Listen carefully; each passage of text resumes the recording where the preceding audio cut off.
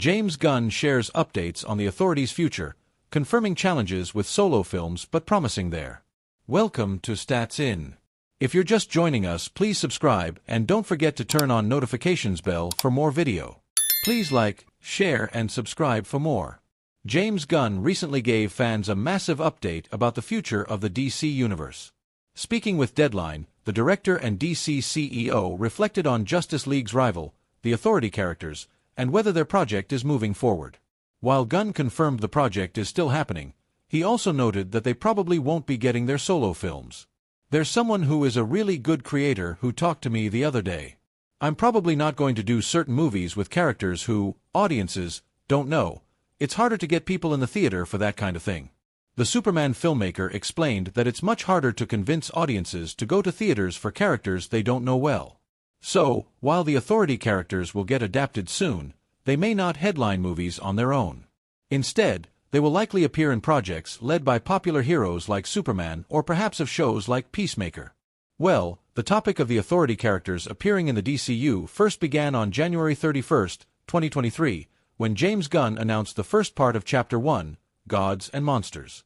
Later, in December 2023, he even responded to a fan confirming that the characters are yet to be cast, but a writer is on board, via comic book movie. Now, although the update surrounding the Authority project was one of the biggest surprises for fans, because unlike Superman or Batman, these characters are not very well known to the general public, people still took it sportingly. However, by February 24, 2025, Gunn confirmed that the project had been delayed, via IGN.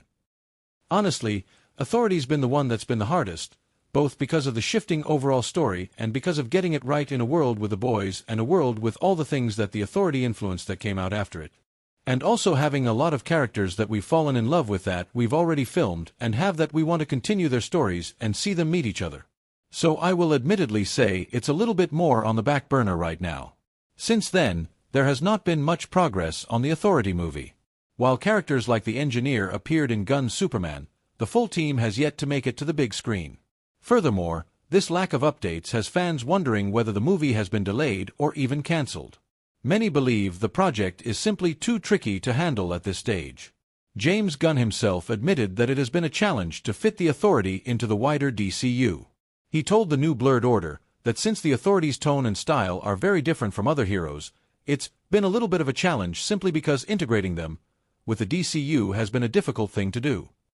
However, since the project is not cancelled yet, fans believe there's still hope. Meanwhile, you might wonder, what's so different about the Authority that even James Gunn is finding it hard to integrate them into the DCU?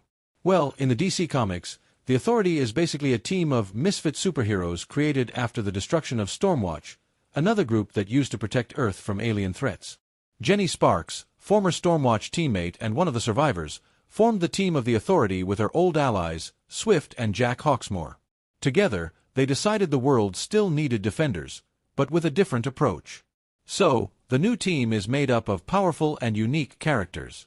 Among them are the Engineer, aka Angela Spica, who has liquid metal running through her veins, and the Doctor, aka Jeroen Thorndike, a magician with access to Earth's spiritual energy. Then there are Apollo and Midnighter, two heroes often compared to Superman and Batman, but with more brutal methods. James Gunn's Peacemaker almost featured a cameo from Ryan Reynolds as Deadpool, but Gunn ultimately decided to not do the hassle. Welcome to Stats In. If you're just joining us, please subscribe and don't forget to turn on notifications bell for more video. Please like, share and subscribe for more. In the final episode of Peacemaker Season 2, John Cena's Peacemaker goes through various doors, and James Gunn had the funniest idea. Wanting to cast Ryan Reynolds in the role of Deadpool, Gunn revealed, via IGN, that he even talked it out with Ryan Reynolds. Yeah, I wanted them to open the door and see Deadpool in a room. And I talked to Ryan Reynolds about it, but I think we would have had to go through some pretty big hoops to do that. He wanted to do it. The director further stated that he regretted telling the audience about it now because that's all that anyone's ever going to talk about. That's all anybody's going to talk about now. Is King Deadpool in the other room? I should have never said it. Well, although Gunn would have to go through several hula hoops just to get the cameo of Deadpool in Peacemaker, he has already made the Marvel Cinematic Universe canon in his DCU. Lily Hayes Kaufman, Lloyd Kaufman, and Catherine. James Gunn has already made the MCU canon in the DCU. John Cena sitting in a still from Peacemaker. A still from Peacemaker, credits, DC Studios. Before talks of Deadpool in the DCU, James Gunn had already made the MCU canon in his DCU. In Season 2 of Peacemaker, the 6th episode featured Adrian Chase, aka Vigilante, meeting his doppelganger. Upon meeting, they both point at each other in a similar fashion to that comic panel of Spider-Man in Marvel Comics. The doppelganger and Vigilante say, "We Spider-Man memed." This proves the existence of Spider-Man in the DCU and, naturally, a universe where the Marvel Comics, characters, and movies are fiction while the DCU heroes are real. Add FandomWire as a trusted source. Add as a preferred source on Google. Naturally, if James Gunn has already included the Marvel fandom in his cinematic universe, having a cameo from Deadpool could have been great for a potential crossover in the future.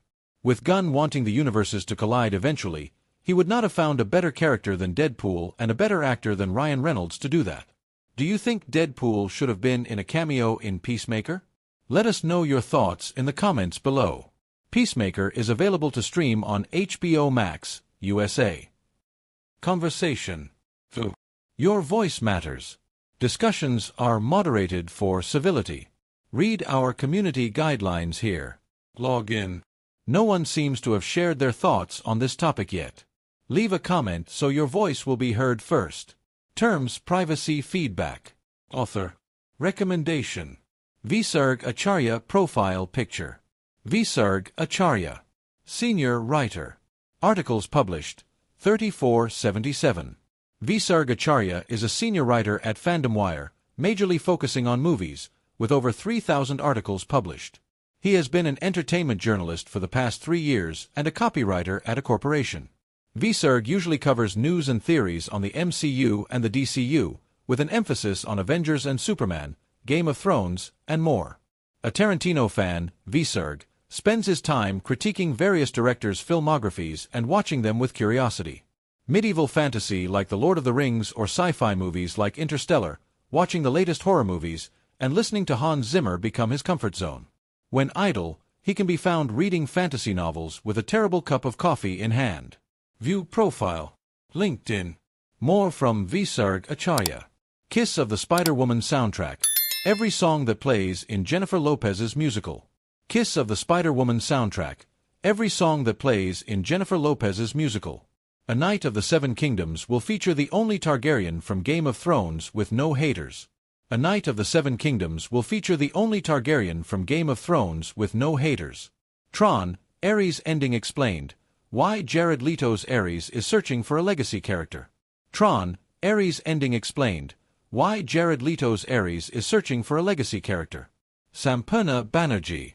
Edited by Sampurna Banerjee. Recommended for you.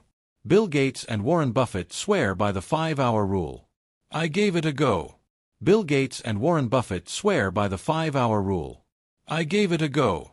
Thousands swear by the learning routine of the 5-hour rule. I gave it a go to see what all